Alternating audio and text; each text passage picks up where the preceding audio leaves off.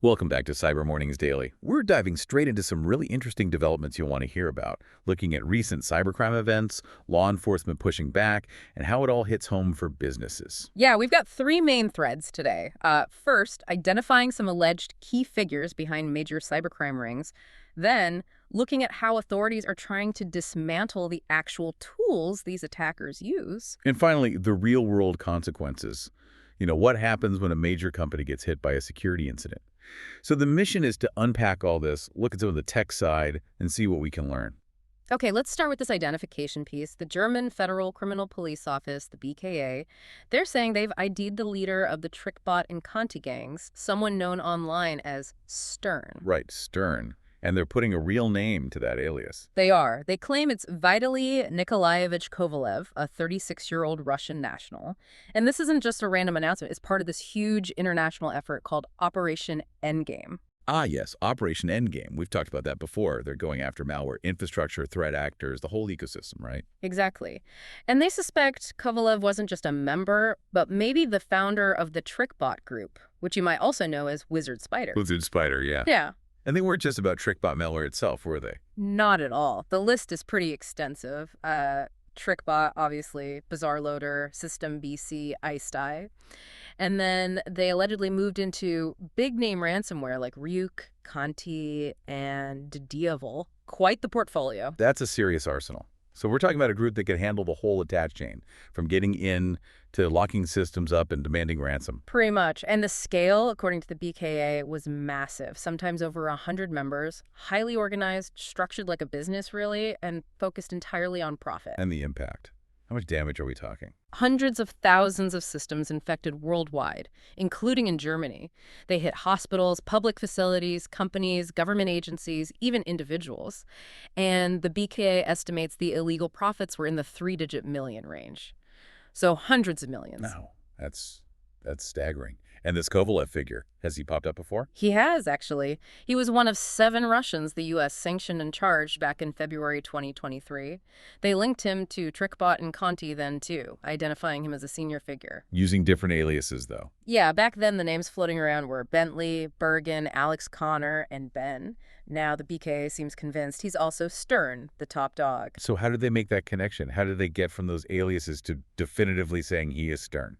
It seems like some major internal leaks played a huge role. You might remember the names Conti leaks and Trick leaks. These were massive dumps of internal data from the gangs themselves. Right. I remember Conti leaks made big waves. Chat, source code, that kind of thing. Exactly. And Trick leaks apparently went even deeper, leaking alleged identities, online accounts, personal info of TrickBot members.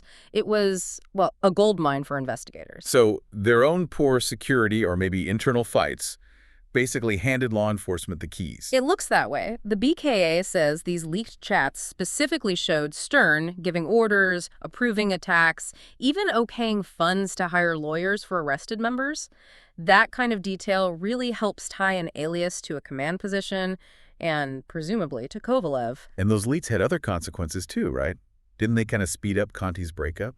Absolutely. It's widely believed the leaks accelerated Conti's shutdown as a unified brand. But the people didn't vanish, they just, well, scattered. Scattered where? Many are thought to have joined or formed other ransomware groups, Royal, Black Basta, Black Cat, Avis Locker, Karakurt, even Lockbit and others. It's like the problem just morphed. So cutting off one head? And several more appear, potentially making things even harder to track as experienced operators spread out. So where's Kovalev now? Is he in custody? No, he's wanted. There's a German arrest warrant, an Interpol red notice. They believe he's likely in Russia, but his exact location is unknown. German police are asking for any information on him. It really shows the challenge, doesn't it? Identifying these figures is one thing, bringing them to justice across borders is another entirely. Definitely. Okay, let's shift gears slightly, still related to Operation Endgame, but focusing on the tools. Law enforcement recently took down a service called AV-Check. AV-Check, what was that? Think of it as an antivirus service, or counter-AV, CAV. Basically, criminals would upload their malware to AV-Check before using it. To test it. Exactly. To see if it would be detected by common antivirus software. It was apparently one of the biggest services of its kind out there. They wanted to make sure their malware was undetectable, or FUD, fully undetectable, before launching attacks. Okay, so help them refine their malware to bypass defenses. And were they linked to other services? Yeah, the administrators are tied to what are called crypting services like Cryptor.biz and Crypt.guru. Cryptors basically take malware and scramble it, encrypt it, or obfuscate it to hide it from basic detection methods. Ah, I see the workflow. Use a cryptor to disguise the malware, then use AV check to test if the disguise works against actual antivirus products. You got it. It's all part of the same criminal infrastructure. And the takedown was quite visible. The AVCheck website, avcheck.net, now shows a seizure banner. Which agencies were involved in this one? A bunch. The U.S. DOJ, FBI, Secret Service, and the Dutch National Police are listed on the banner. They also seized Cryptor.biz, and Crypt.guru just went offline around the same time, late May 2025. How did they get inside? How did they confirm these were criminal tools? Undercover work was key. Agents apparently posed as customers, made purchases, analyzed the services to confirm, that they were clearly designed to facilitate cybercrime. They also found links, like email addresses, connecting the services to known ransomware groups, including some that hit targets in the U.S., specifically around Houston. So, taking down AVCheck, law enforcement sees this as a way to disrupt criminals before they attack. That's the idea. Hit them early in the process. There's a quote from an FBI special agent saying these services help criminals perfect their weapons, making them better at evasion and causing damage. Taking out AVCheck disrupts that whole preparation phase. Makes sense. It's like taking away the practice range before the battle. And this fits into the wider Operation Endgame picture. Yes, it does. Endgame recently seized hundreds of servers and domains linked to ransomware, and previously went after malware like Danabot and SmokeLoader. So this AVCheck takedown is another piece of that larger strategy focused on dismantling the technical infrastructure. Okay, so we've seen efforts to identify leaders and disrupt tools. Now let's look at the receiving end, the impact on businesses. Victoria's Secret just had a major incident, right? That's right. The fashion retailer had to take its main website offline, and some in-store services were also impacted. They called it an ongoing security incident. And the website just showed a message saying it was a precaution, but stores stayed open. Yeah, physical stores remained open, but the online presence and some internal store systems were down. They activated their incident response, brought in external experts, and said they were working around the clock to get things back securely. Did they say what kind of incident it was? Ransomware? Data breach? They haven't disclosed the specifics yet, but there was a comment attributed to the CEO suggesting that recovery is going to take a while, which, hints it might be fairly serious. And Victoria's Secret is huge. Global presence, billions in revenue. Any disruption is a big deal for them. Absolutely. Nearly 1,400 stores, almost 70 countries, over $6 billion in annual revenue. It's significant. And this comes after other retailers have been hit recently, too. Like who? Well, Dior reported customer data being accessed, and Adidas had a data breach via a service provider. It seems like the retail sector has been under pressure. Is there any connection between these incidents? It's hard to say for sure, but one ransomware group, Dragon Force, has claimed responsibility for the Dior and Adidas attacks, and also for earlier hits on UK retailers like Harrods and Marks & Spencer.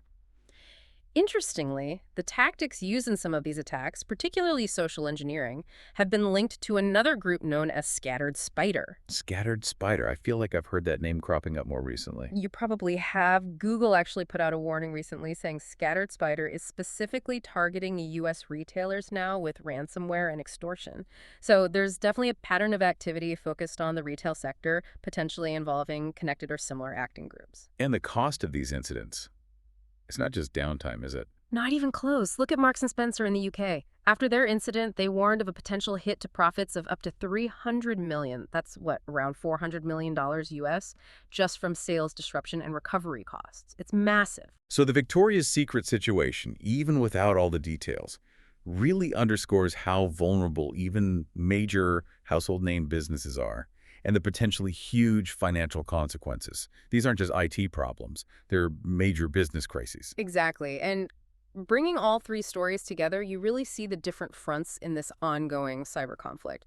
You've got law enforcement trying to unmask the leaders like Stern, while simultaneously working to dismantle the infrastructure, the tools like AVCheck, through big coordinated efforts like Operation Endgame. And then you see the direct, often painful impact when these attacks land on businesses we all know, like Victoria's Secret, affecting operations and hitting their bottom line hard. It paints a picture of sophisticated, organized adversaries constantly adapting, and a global, resource-intensive effort trying to keep pace and disrupt them. A real cat and mouse game. Definitely. We've seen how intelligence, sometimes from unexpected leaks, helps identify key players. We've looked at the kind of specialized tools criminals use to improve their odds, and we've seen the tangible disruption these attacks cause. It's a complex landscape, and thanks for walking us through these different facets today. It gives you a lot to think about. It certainly does. And maybe that leaves us with a final thought for you, our listeners. Considering everything we've discussed, the global reach of these criminals, how fast they adapt, the immense resources needed for takedowns and recovery, what do you think is the most effective long-term strategy? How can governments and businesses truly work together to get ahead and maybe even stay ahead of these evolving threats? Something to ponder.